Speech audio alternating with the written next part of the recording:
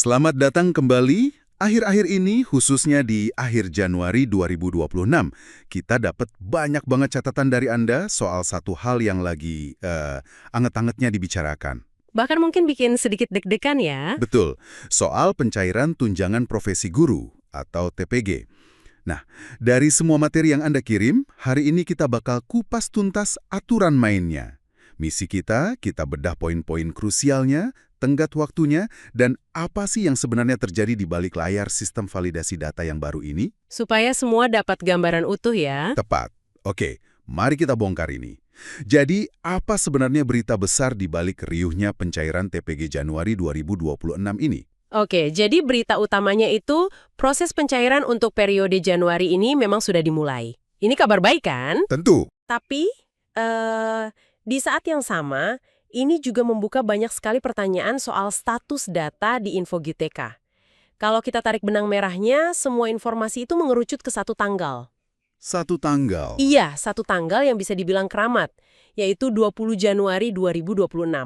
Tanggal inilah yang jadi semacam, titik penentu alur pencairan di awal semester ini. Oke, jadi ada satu tanggal keramat, 20 Januari. Ini kayak garis start dalam perlombaan ya.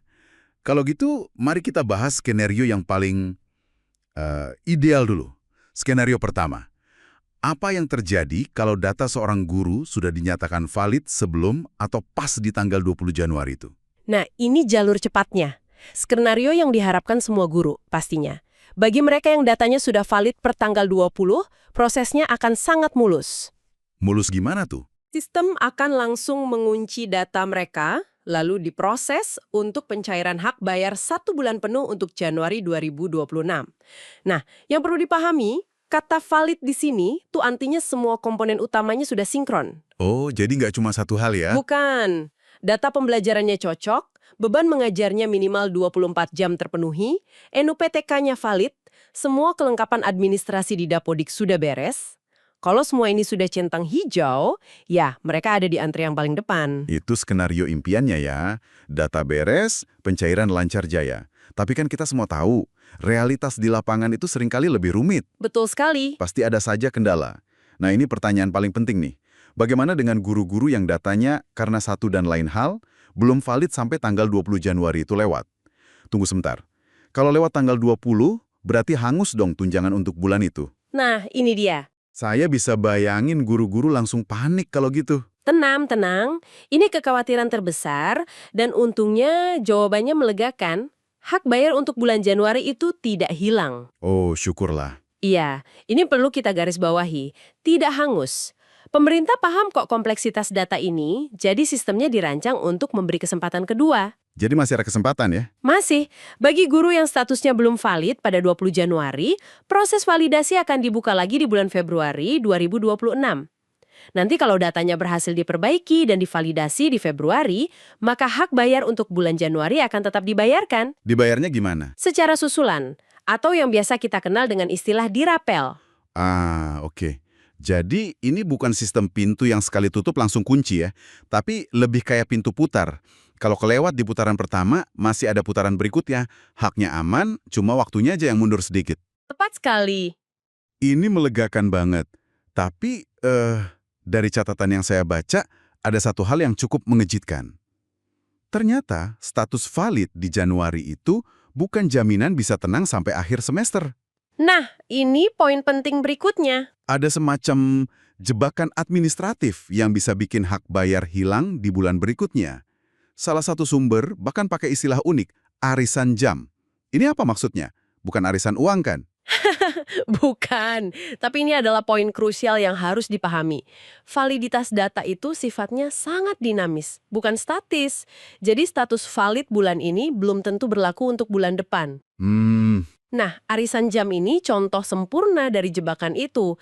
Ini praktik, seringnya sih informal ya, di mana jam mengajar itu dibagi-bagi antara guru. Mungkin niatnya baik untuk saling bantu. Oh, saya mulai paham. Jadi kayak ada guru yang kelebihan jam, terus ngasih beberapa jamnya ke guru lain yang kekurangan, gitu ya? Betul, mirip pinjam-meminjam kuota internet lah, tapi ini kuota jam mengajar. Dan kalau salah hitung atau nggak tercatat benar di sistem, koneksi tunjangannya bisa putus. Analogi saya benar, Neng? Analogi yang sangat tepat. Tujuannya mungkin baik, tapi secara administratif bisa fatal. Guru yang tadinya valid karena memenuhi 24 jam, setelah ikut arisan jam ini, datanya di Dapodik bisa jadi kurang dari 24 jam. Lalu sistem akan baca itu di bulan berikutnya. Tepat. Ketika sistem cek ulang, otomatis statusnya jadi tidak valid. Dan saat itu terjadi, hak bayarnya untuk bulan tersebut ya bisa hilang. Ini menegaskan kalau jaga validitas data itu pekerjaan berkelanjutan. Oke, jadi integritas data itu harus dijaga setiap saat.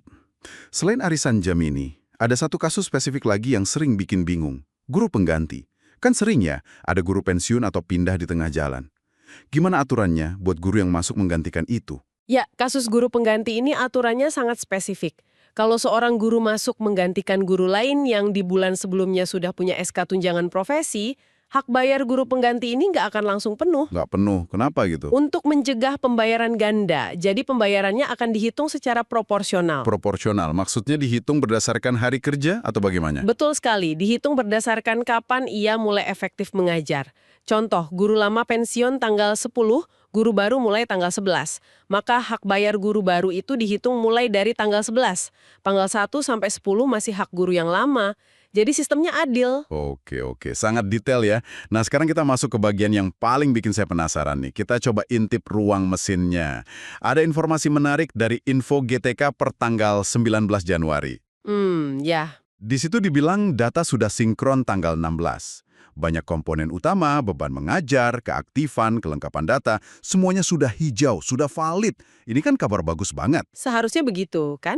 Tapi ada satu catatan kecil di bawah, di kolom catatan masalah, yang justru bikin banyak guru garu-garu kepala.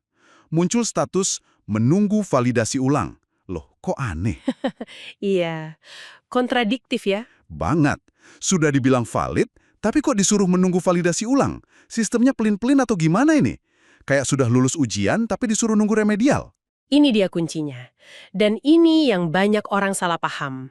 Status menunggu validasi ulang ini sama sekali bukan berarti data Anda bermasalah. Oh, bukan? Bukan. Justru sebaliknya. Ini penanda adanya perubahan yang sangat mendasar pada cara kerja sistem validasi itu sendiri. Perubahan mendasar, maksudnya. Gini, dulu sistem validasi itu ibaratnya kamera foto. Dia ambil snapshot data Anda di satu waktu. Dicek, valid, selesai. Prosesnya berhenti. Oke. Sekarang, sistemnya sudah berubah.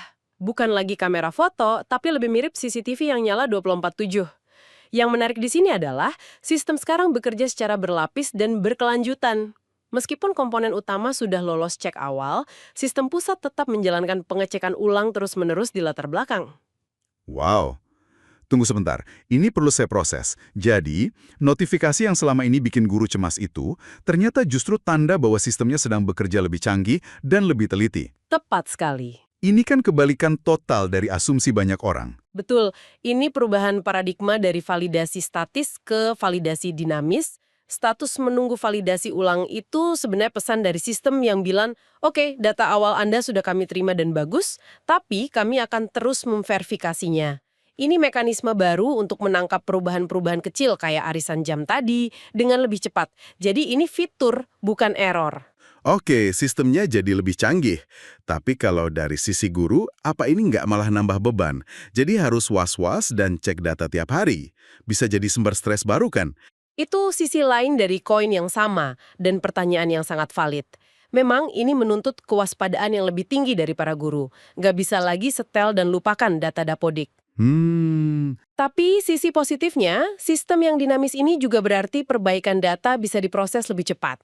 Kalau dulu harus nunggu sinkronisasi berbulan-bulan, sekarang perubahan di Dapodik bisa lebih cepat terdeteksi sistem pusat. Jadi ada dua sisi, menuntut kewaspadaan lebih, tapi juga menawarkan responsivitas yang lebih tinggi. Oke, jadi kalau kita tarik benang merah dari semua ini, apa artinya bagi para guru yang mendengarkan kita? Mari kita coba rangkum. Poin pertama, dan ini yang paling menenangkan, tanggal 20 Januari itu soal kapan cairnya, bukan apakah cair. Betul, ini soal kecepatan, bukan soal hak. Kalau terlewat haknya aman, cuma perlu sedikit lebih sabar. Poin kedua, status valid itu bukan tiket garansi untuk satu semester. Risiko data menjadi tidak valid itu nyata, bisa terjadi kapan saja. Artinya, data harus dipantau terus. Sangat penting. Kewaspadaan berkelanjutan itu kata kuncinya di sistem yang baru ini. Dan poin ketiga, yang mungkin jadi aha momennya, adanya perubahan fundamental di sistem. Proses validasi sekarang berjalan berlapis dan non-stop. Jadi kalau lihat status menunggu validasi ulang, jangan panik. Betul, itu bukan pertanda ada masalah, tapi pertanda sistemnya yang lebih canggih sedang bekerja. Ada lagi yang mau ditambahkan? Mungkin satu pesan kunci terakhir, semua ini bermuara pada sikap proaktif. Dengan sistem yang lebih dinamis ini, jadi krusial banget bagi setiap guru untuk memastikan data mereka di Dapodik selalu akurat dan terupdate. Kunci untuk mengamankan hak itu sekarang benar-benar ada di tangan guru itu sendiri. Tepat sekali. Nah, sebagai penutup, mari kita tarik ini ke gambaran yang lebih besar. Kita sudah lihat bagaimana sistem administrasi untuk para pendidik ini jadi jauh lebih dinamis, digerakkan oleh data yang berjalan terus-menerus. Hampir real time ya. Betul, ini memunculkan pertanyaan yang lebih besar untuk Anda renungkan. Seiring sistem seperti ini menjadi lebih otomatis, bagaimana ini akan mengubah kehidupan profesional dan tanggung jawab seorang guru? Apakah ini sekedar menambah lapisan beban administrasi baru yang membuat Anda harus terus waspada? Atau sebaliknya, justru ini langkah pertama menuju sistem yang lebih transparan dan responsif, yang tidak hanya berdampak pada tunjangan, tapi juga bisa membuka jalan untuk pengembangan profesional yang lebih terarah dan alokasi sumber daya pendidikan yang lebih tepat sasaran di masa depan.